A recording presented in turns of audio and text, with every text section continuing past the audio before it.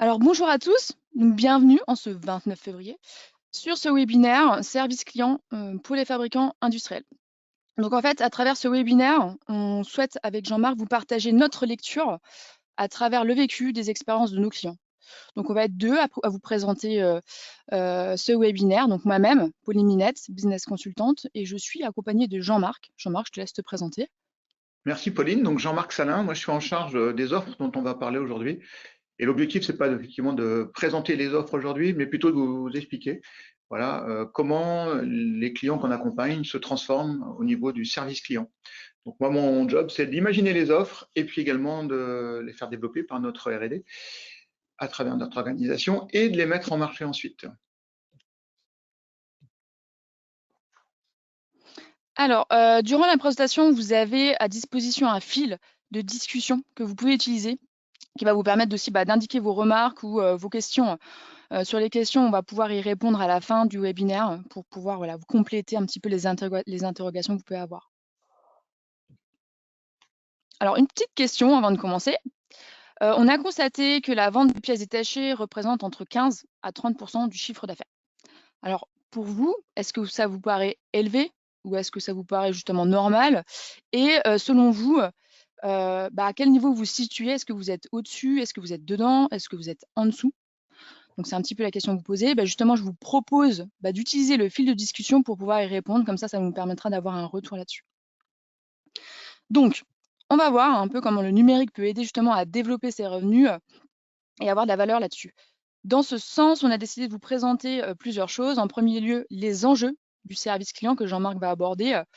Ensuite, je vais vous présenter l'histoire de nos clients à travers 4 retours d'expérience. Jean-Marc va continuer pour tout vous donner les briques clés du service client. Et on terminera par une conclusion et on abordera les questions que vous aurez posées dans le fil de discussion. Donc Jean-Marc, je te laisse poursuivre et nous expliquer quels sont les enjeux du service client. Merci Pauline. Et pour vous l'expliquer, en fait, je vais prendre trois constats. Trois constats qui touchent le service client aujourd'hui pour des fabricants d'équipements.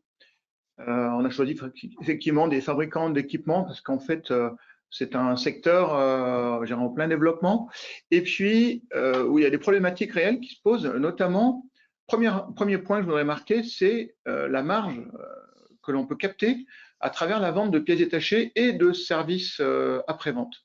Alors, la marge sur les pièces, c'est assez classique, c'est très connu. Elle est beaucoup plus élevée en après-vente que lors de la première monte sur l'équipement neuf. Alors là, j'ai pris, pour vous l'illustrer, à gauche, une valeur qui est remontée par des cabinets de conseil. Là, on voit qu'elle est au moins 2,5 fois la valeur donc en marge du premier équipement. Sachez que c'est souvent, et j'imagine que c'est vous également, c'est plutôt 3-4 fois, notamment pour des pièces d'urgence ou qui sont indispensables au fonctionnement de l'équipement. Donc, ce qu'on peut retenir de ce constat, c'est que plus on favorise la vente de ce type de produits et de services, plus c'est à valeur ajoutée pour l'entreprise, puisque ça contribue au résultat net de l'entreprise et à son chiffre d'affaires.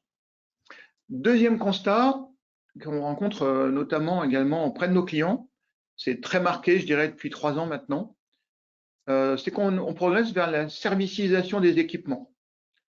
Qu'est-ce que ça veut dire? Ça veut dire qu'en fait, un exploitant d'équipement ne va plus acheter le produit comme on le voit tout en bas à gauche. Il ne va pas uniquement acheter le produit et ensuite payer de la maintenance, mais il va payer l'équipement comme un service en abonnement à travers une mensualité.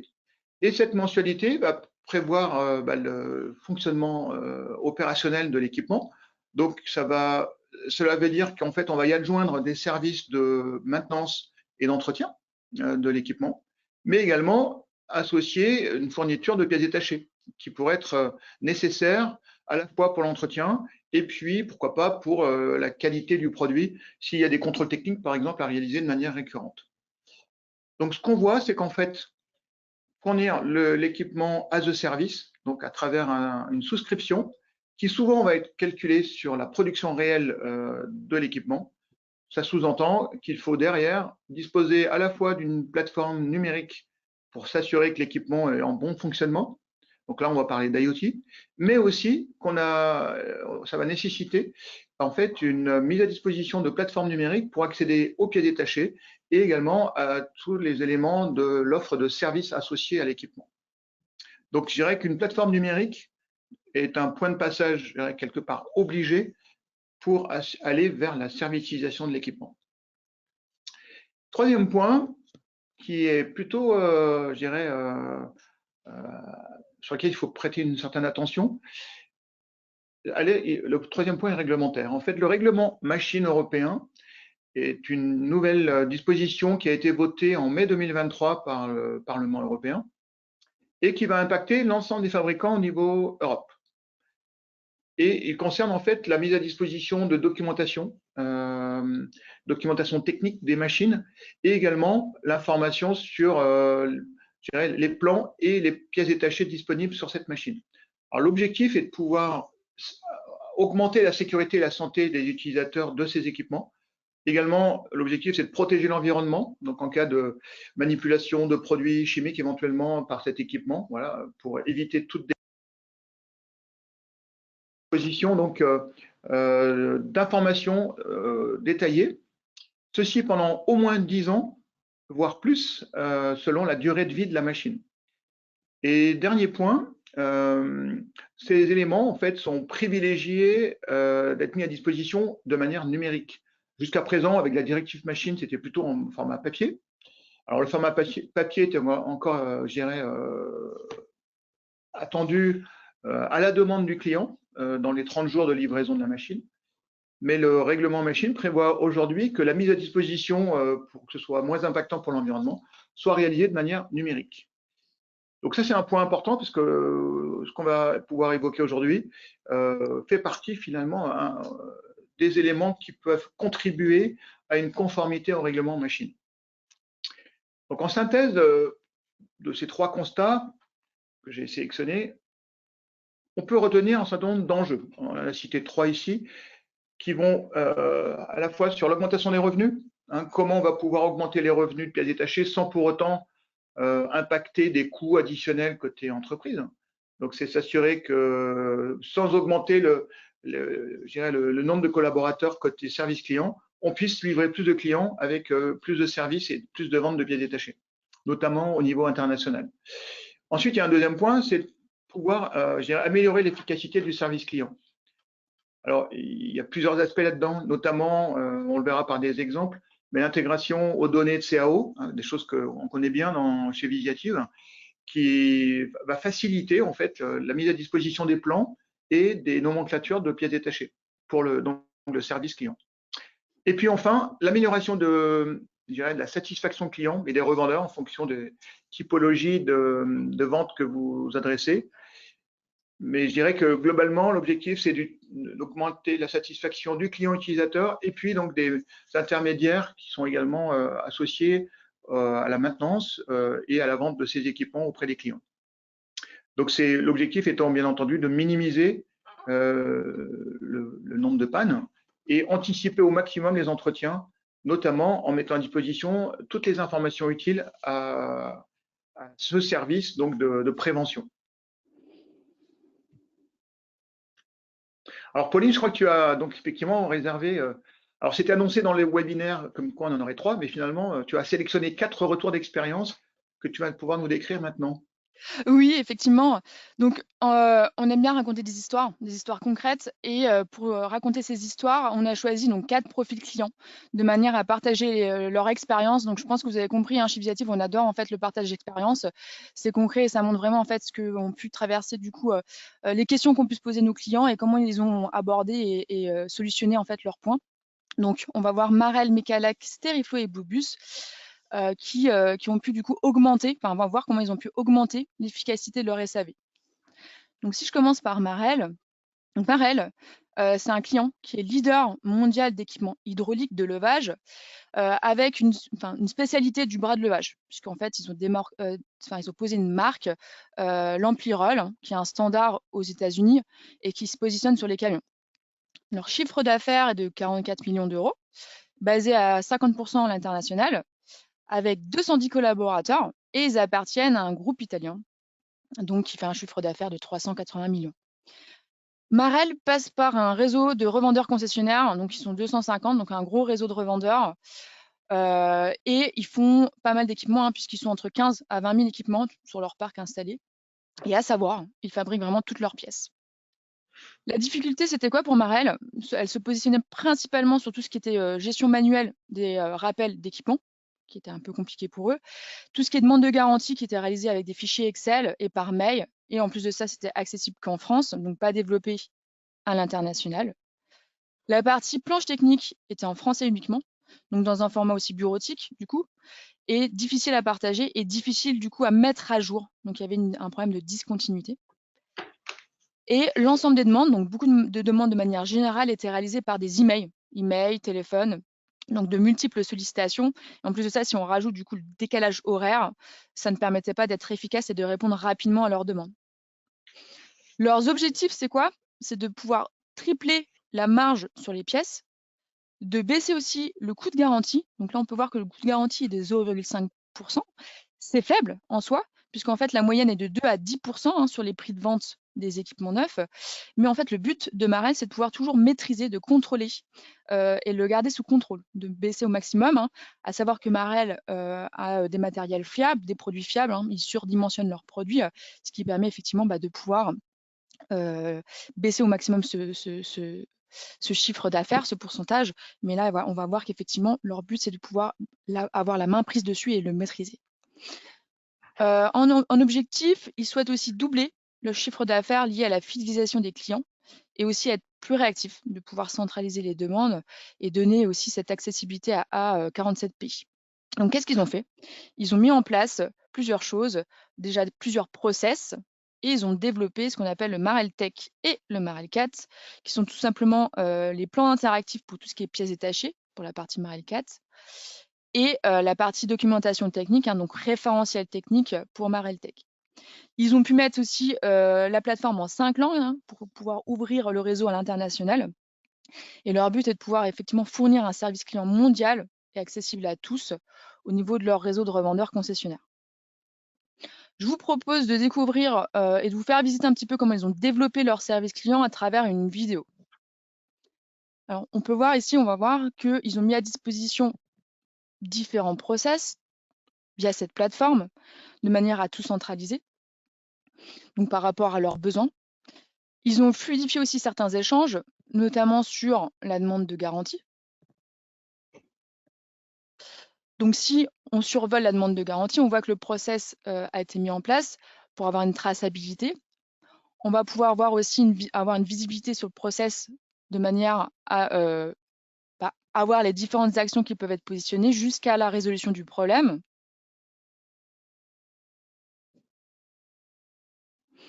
Ensuite, au niveau des équipements, donc toujours au niveau de la plateforme, ils ont centralisé l'ensemble des équipements pour permettre, côté interne, si je mets la casquette côté interne des collaborateurs de Marel, d'avoir une vue globale de l'ensemble de leur équipement. Suite à la mise en place de leur équipement, ils ont voulu valoriser les pièces détachées pour préparer la commande. Donc, c'est-à-dire que si je suis fabricant, donc n'importe quel fabricant, le fabricant va pouvoir consulter les éclatés techniques de manière à préparer leur commande, ce qui va permettre du coup de ne pas avoir de sollicitation directement auprès de Marel et permettre ainsi du coup d'accélérer les commandes. Donc là, on peut voir l'overview, on peut voir aussi le côté ludique de la plateforme. Et avec la mise en place de Marel Tech, ils ont pu partager l'ensemble des documents techniques auprès de leurs vendeurs. Donc là, on va voir, ce qui va leur permettre tout simplement de consulter à tout moment, télécharger les documents. Donc le concessionnaire peut s'abonner aussi à un dossier. Donc s'il s'abonne en fait à un dossier, qu'est-ce qui se passe? Donc il va être averti s'il y a un nouveau document ou s'il y a un document qui a été à jour pour pouvoir venir le consulter. Ce qu'ils ont fait aussi, c'est qu'ils ont capitalisé sur leur existant. C'est-à-dire qu'ils avaient déjà des informations techniques, donc des documents, sous forme de PDF par exemple, qu'ils ont pu mettre dans leur dossier pour les mettre à disposition au niveau des concessionnaires et rendre cette information disponible sans être sollicité et éviter du coup les canaux via les mails ou les appels téléphoniques pour transférer les informations. Si on revient sur les équipements, ils ont pu du coup enrichir et mettre tout à disposition et lier l'ensemble de ces informations, c'est-à-dire avoir une vision 360, hein, c'est ce qu'on appelle la fameuse vision 360, d'avoir en fait les détails, l'historique et les informations liées à l'équipement au même endroit, d'avoir une overview complète. En ajoutant des codifications en lien avec leurs documents, donc les planches interactives, on peut se retrouver facilement. Donc là, leur concessionnaire va pouvoir commander facilement leurs pièces, naviguer à différents niveaux de leur structure pour se retrouver facilement. Donc là, encore une fois, ils ont capitalisé sur l'existant. Pourquoi? Puisqu'on peut voir qu'en fait, on retrouve toutes les planches interactives, mais aussi on retrouve des PDF ou des images qu'ils ont pu récupérer et mettre à disposition pour capitaliser sur leur savoir-faire déjà existant et les mettre dans la plateforme.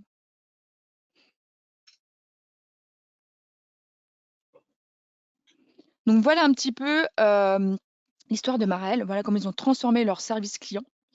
Ils ont valorisé leur savoir-faire, ils ont renforcé leur expertise tout en étant plus réactifs. Je vous propose un deuxième exemple, l'expérience de Mecalac. Mecalac, eux, ils sont fabricants d'équipements pour le BTP, donc tout ce qui est pelle, chargeuse, motobasculeur et chargeuse pelleteuse. C'est une entreprise un peu plus conséquente sur le chiffre d'affaires, hein, puisqu'on est à 260 millions d'euros. Ils travaillent essentiellement à l'international, hein, 70% à l'international. Ils sont 850 collaborateurs et ils passent aussi par un réseau de revendeurs dans 86 pays, hein, donc 220 revendeurs. Ils ont aussi donc des équipements connectés et donc aussi une base d'articles et d'équipements installés de 50 000 équipements.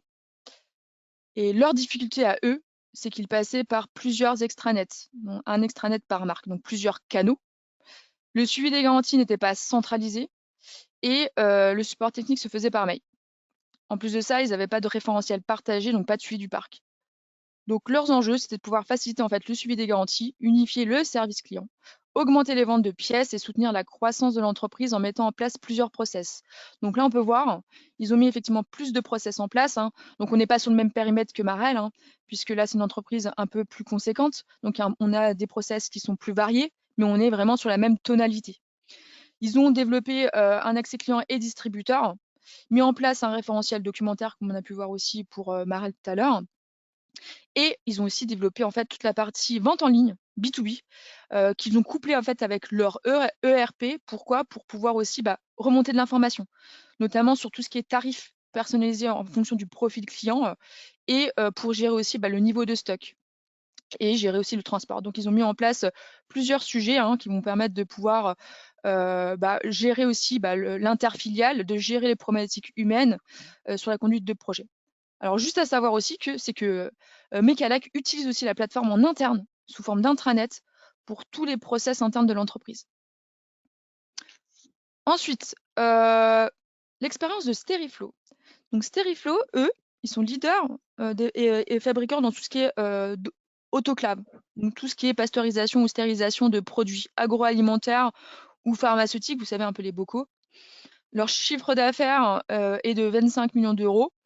Ils ont aussi un chiffre d'affaires beaucoup porté sur l'export, donc à 75%. Ils sont 110 personnes et ils appartiennent à un grand groupe français, SFPI, qui sont à 629 millions d'euros, donc grand groupe. Un point important pour Steriflow, c'est que leur durée de vie de l'équipement est portée entre 25 à 30 ans, donc c'est plutôt assez conséquent. Et ils ont un parc installé de 4000 équipements. Alors, c'était quoi leur difficulté pour eux? La difficulté se portait principalement sur un environnement qui est assez compétitif. Ils veulent se développer aussi pour améliorer la relation client, pour clients et aussi tout ce qui est équipe de maintenance, de manière à les rendre plus autonomes pour réparer les autoclaves, hein, puisqu'en fait, si on prend un exemple, l'autoclave va aller jusqu'en Australie. Tout ce qui est recette de cuisson peut durer par exemple 2 heures. Donc si l'autoclave tombe en panne, justement, ça peut être problématique. Le but, c'est de pouvoir être réactif au maximum. Et en plus de ça, les difficultés, c'est qu'en fait, ils ont des pièces qui évoluent régulièrement. Donc là, on voit qu'on a des durées de vie déjà d'équipement qui est assez long. Le but, c'est de pouvoir fournir des mises à jour sur les documents assez rapidement à leurs clients. Et leur objectif, donc, c'est de pouvoir effectivement partager rapidement l'information, s'assurer que la chaîne de production ne s'arrête pas et faciliter la prise de commande. Donc, ils ont développé en premier lieu la partie catalogue pièces détachées et notices pour permettre la demande de devis, pour donner de l'autonomie à ce niveau.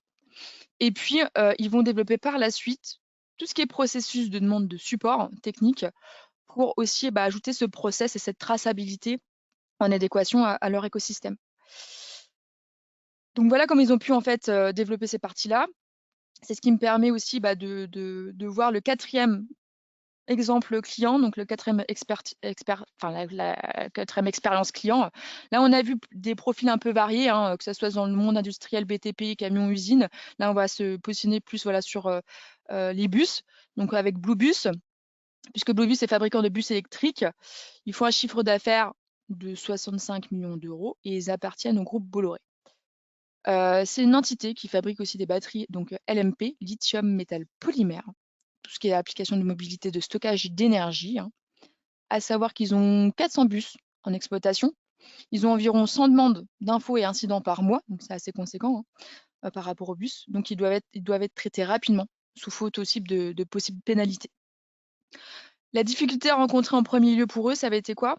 C'est qu'ils ont eu un premier client, la RATP, et ils avaient besoin de mettre en place un extranet au service de leur écosystème autour de la RATP, avec en lien deux réseaux. Donc le réseau de garage, de réparateurs, hein, pour pouvoir intervenir rapidement, et le réseau interne RATP.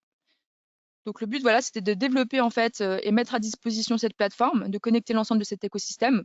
Donc c'est pour ça qu'effectivement, ils ont pu solutionner à ce niveau-là et développer le service client aussi.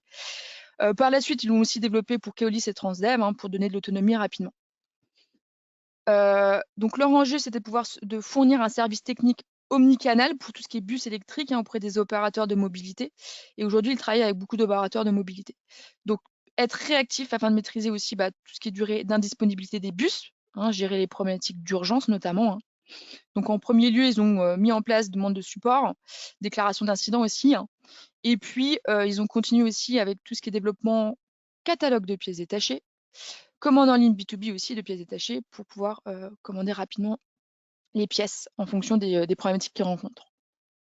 Donc voilà comment ils ont pu développer leur écosystème, être plus efficaces et tracer l'ensemble des demandes. Donc là, on voit bien, hein, on a vu 4 exemples clients avec des profils différents, mais enfin, on voit bien, c'est des besoins identiques, de pouvoir centraliser l'information, de pouvoir communiquer à l'international et être réactif, hein, surtout quand on a un décalage horaire, et communiquer avec les différentes parties prenantes, les différents acteurs avec qui on travaille, mettre du lien sur ces acteurs. Donc j'ai terminé pour vous raconter ces histoires, hein. Je vais laisser Jean-Marc continuer et vous expliquer quelles sont les briques clés du service client justement pour développer les ventes. Merci Pauline. Alors, je vous propose de voir ça en quelques minutes. Alors, on a effectivement évoqué le fait que l'objectif, c'est de faire un service client 100% numérique et qui est également prêt pour l'industrie 4.0. Parce qu'en fait, là, même si on ne l'a pas illustré, vous avez vu à travers divers exemples comme Steriflow ou Mecalac, que les équipements sont déjà connectés, donc disponibles pour émettre des données. Voilà. Le point clé, c'est de pouvoir donc apporter un service client qui embarque toute cette technicité, tout en conservant effectivement un degré de simplicité tel qu'on a pu le partager ensemble avec Pauline. Alors, quand vous réfléchissez au service client, je dirais qu'il y a un premier élément qu'il faut prendre en compte, c'est le cycle de vie de l'équipement en exploitation. Donc, on a dessiné ici à l'écran, on part de la conception, simulation, fabrication, hein, couramment réalisée avec l'aide notamment des outils de CAO, de FAO et de PLM. Et puis, également, après, on va considérer l'ensemble des documents qu'il faut mettre à disposition de sa force de vente, son réseau de vente, pour au niveau marketing, et donc aller jusqu'à la vente d'un tel produit. Une fois que le produit est vendu, il y a une mise en route et donc un déclenchement de la période de garantie, donc qui est sujet effectivement à éventuellement des litiges qu'il va falloir qualifier pour aller ensuite vers l'entretien, donc la maintenance, entretien récurrent de l'équipement, la mise à disposition de pièces détachées, leur remplacement, donc l'intervention sur l'équipement. Au cours de la vie de l'équipement, on peut également avoir des opérations de revente et puis terminer par des opérations de recyclage, où on a notamment besoin de communiquer des informations sur les matières employées dans les produits. Donc, vous voyez, en fait, ce qui est important, c'est de réfléchir service client, mais à travers le cycle de vie de l'équipement, des équipements que vous produisez, afin d'imaginer les services qu'il faut rendre accessibles en plateforme numérique à l'ensemble des parties prenantes. Deux autres points qui ont été évoqués également par Pauline, et merci pour cela, Pauline, c'est la vue 360 degrés. qui s'instrumentent au niveau des clients et au niveau des équipements. L'objectif, c'est quoi? C'est de faciliter ce qui est évoqué également, l'omnicanalité, c'est rassembler en un seul point l'information client et l'information équipement pour qu'elle soit partageable à la fois dans l'entreprise et également auprès des clients et du réseau de vente. Donc, on va avoir à disposition le parc installé, les tickets qui ont été traités ou qui sont déjà en cours de traitement auprès de chaque client, et puis pourquoi pas aussi visualiser en interne et en externe les commandes qui auraient pu être passées au niveau de l'ERP, par exemple. Ensuite, également, on va pouvoir, au niveau de chaque équipement, visualiser les éléments clés. Alors là, on retrouve les éléments, vous voyez, de la directive machine et du règlement machine. Hein, c'est les documentations techniques, les catalogues de pièces, comme on a pu le visualiser tout à l'heure aussi, et également toutes les informations associées à l'équipement, à sa vie. Quelles sont les activités, les tickets qui sont ouverts, les alertes remontées par l'IoT, et pourquoi pas également, si l'équipement est totalement connecté, arriver à partager ici le tableau de bord de l'équipement pour pouvoir consulter l'historique de fonctionnement. Donc les briques, finalement, elles sont assez simples à identifier. C'est d'un côté du ticketing, de manière, ce qu'on appelle ticketing de manière assez habituelle. Donc c'est également, on appelle ça un helpdesk ou un environnement de service client. Donc c'est, moi j'appelle ça un guichet de self-service web auquel le client peut accéder, le client et ou le revendeur. Hein, c'est le client B2B dont on parle ici. Et puis l'accès au catalogue de pièces détachées qui peut aller jusqu'à l'e-commerce B2B dans certaines conditions, si on souhaite que les commandes remontent directement vers le ERP. Et puis le dernier, donc ça c'est les deux premiers piliers. Et le troisième pilier qu'on peut imaginer sur un service client, c'est vraiment les interventions sur l'équipement, y compris la supervision de cet équipement s'il est connecté, à travers donc de la maintenance préventive conditionnelle, afin d'intervenir sur l'équipement avant qu'il ne tombe en panne. Donc vous voyez, en fait, votre service client, lorsque vous l'envisagez, il faut vraiment viser, objectiver d'avoir ces trois briques présentes le plus rapidement possible. Bien entendu, on peut commencer par l'une ou l'autre en fonction du besoin et de l'urgence à traiter auprès, de l'ensemble de votre réseau de clients. J'en ai terminé, Pauline, on peut conclure sur quelques éléments communiqués à nos interlocuteurs aujourd'hui. Oui, tu as raison. Alors du coup, c'est vrai qu'avec Jean-Marc, pour conclure, on voulait plutôt vous donner des conseils, 3 conseils utiles notamment. Le premier, c'est de pouvoir intégrer en fait un maximum de services pour augmenter la valeur ajoutée de la plateforme au fil du temps. Dans le but de pouvoir capitaliser aussi sur l'existant et aussi embarquer les équipes. Autre point, onboarder les équipes en interne. Pourquoi? Parce que c'est eux qui connaissent les besoins des clients, c'est eux qui connaissent les clients. Donc, ce sont les experts en fait qui vont permettre d'apporter aussi de l'information à ce niveau. Et penser externe-interne. Pourquoi? Pour faciliter les échanges externes et améliorer l'expérience et fidéliser aussi du coup le client. Puis augmenter les performances internes en étant plus efficace sur l'ensemble des actions SAV et aussi créer de l'adhésion, donc créer un nouveau référentiel dans l'entreprise.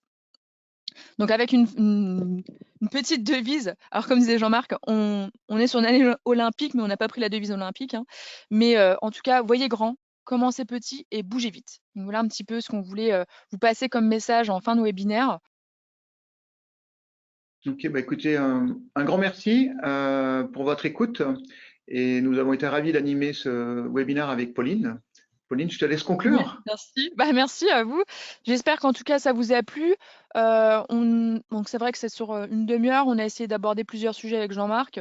Dites-nous ce que vous en avez pensé en tout cas. Et puis, on vous souhaite une bonne journée.